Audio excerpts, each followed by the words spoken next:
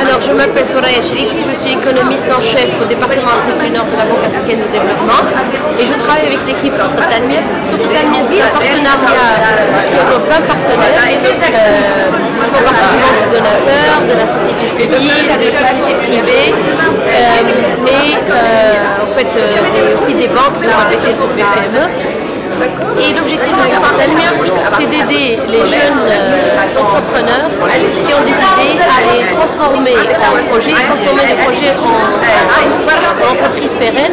La spécificité de Soukhat Almir, il offre des dons, contrairement à d'autres initiatives, il y a tout soit des crédits, des dons, en même temps un accompagnement en matière de coaching, de renforcement de capacité d'une année. Donc le but c'est vraiment de renforcer la capacité de soutenir financièrement les entrepreneurs, ils développent leurs projets. On a une édition pilote, l'insigne qu'elle appelle la manifestation en juillet 2012, la sélection des Golden Sahara depuis janvier 2013. 71 projets ont été sélectionnés, mais encore 61 projets qui ont pu être décaissés. Les projets aident en termes de profit d'un format 63% j'ai mis les régions défavorisées, 51% créés par des jeunes, 34% des chômeurs, 33% des femmes. Ils ont créé jusqu'à date 437 emplois et l'initiative a mobilisé plus de 2 millions de dinars de la part des partenaires et il y a eu un effet de levier grâce aux banques et aux subventions d'État d'encore un 2 millions de dinars. En fait, elle n'a pas choisi la Tunisie. Vous savez que la Banque africaine de développement a pour mandat de soutenir la croissance et la réduction de la pauvreté dans tous les pays africains, ce qu'on appelle les pays membres régionaux. Et donc la Tunisie fait partie des clients de la BAD. Nous sommes un partenaire historique de la Tunisie avec un portefeuille actuel de 1,15 milliard de dollars. La Tunisie fait partie de nos clients les plus importants. On a toujours cherché à soutenir la Tunisie et particulièrement pendant cette phase de transition. Donc pour nous, ça nous tient à cœur de pouvoir soutenir la croissance, une croissance inclusive en Tunisie et offrir un soutien aux jeunes entrepreneurs. Tous les événements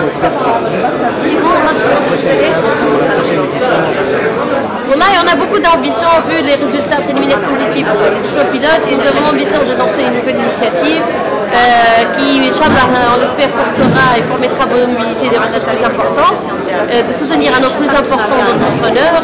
Et donc on a prévu aussi d'apporter quelques améliorations pour apporter un service meilleur aux entrepreneurs. Pour Inch'Allah, on va pour lancer une deuxième édition au cours du deuxième trimestre de 2014. Dernière question, comment voyez-vous Voilà, et je vois des résultats très prometteurs. On voit de plus en plus d'initiatives destinées à soutenir les entrepreneurs en Tunisie. On voit des jeunes qui ont des idées excellentes partout dans la République. Parmi les nominés et les gens les gagnants des prix, il y a eu des gens de Kasrine, de Gafsa, de Sbitla. Ça montre qu'il y a un potentiel énorme et ce potentiel attend à être soutenu pour concrétiser ces idées-là. Donc je suis particulièrement très positive et je pense que avec ces initiatives et ces incubateurs qui sont mis en place, on pourra développer des activités entrepreneuriales en Tunisie. We organised the initial selection of 300 people who then underwent 1 week of training, and we organised that training in partnership with Gwent College in the UK. From those 300, 71 were selected. So our part was with the initial part of the programme. We're expecting to be a partner for Soukhat Almir too, although we're still in discussion with the African Development Bank and the other partners about our exact role. I think it's important, and why we wanted to be a part of this project is because much of our work in Tunisia is about helping young people develop new skills, and in particular the new skills that they need to get work. So English is part of that. We've got lots of research that shows that being a good communicator in English helps you get a job and helps you keep a job. We're also doing a lot of work with vocational training centres and helping them improve their programmes.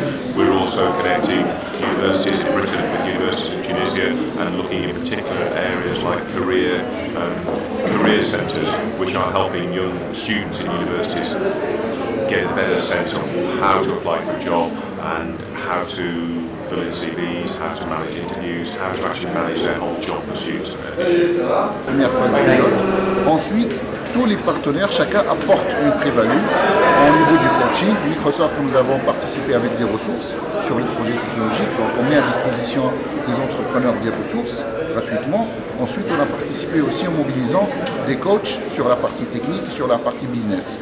Donc nous sommes vraiment fiers aujourd'hui que ce travail collectif a contribué à la création et l'avancement de ce centre de projet. Mais aussi, je disais tout à l'heure, qu'on a vu qu'il y a encore beaucoup de challenges, notamment avec l'administration publique, sur un certain nombre de projets à l'intérieur du pays. Ça, c'est une initiative qui s'est faite pour la première fois en Tunisie et c'est censé être une expérience pilote. Je pense que c'est un succès qui va nous permettre, avec la BAD, de refaire une deuxième phase et aussi de prendre cette initiative sur d'autres pays du continent africain. Donc, je pense que c'est une bonne réussite aujourd'hui. Donc, quelles sont vos perspectives et quelles sont vos prochaines étapes pour la seconde édition? Tout d'abord, c'est d'améliorer la qualité de travail et d'interaction entre les partenaires. Aujourd'hui, chacun de ces partenaires connaît bien comment ça fonctionne. On a vu au niveau de la sélection, par exemple, on va augmenter les campagnes de communication pour attirer plus d'entrepreneurs. Ensuite, sur les mécanismes financiers, on aura la possibilité de financer des projets qui sont plus importants, plus gros en termes de besoins en financement, mais aussi de jouer sur la composition du capital pour améliorer le rendement financier des différents projets. On va continuer certainement sur le coaching, sur les apports techniques, et ça, je pense que c'est des enseignements qu'on vient de tirer de cette première phase. The British Embassy. The British government is one of the financial contributors to Sukatamia. We were there from the start in developing the concept of bringing together money, banks, technical advice, private sector in order to be able to support 61 entrepreneurs and create hundreds of jobs. So we are very delighted with this initiative. We think that it contributes to creating jobs in Tunisia. It also contributes to creating this concept of entrepreneurship, and that's very important for private sector to grow in Tunisia.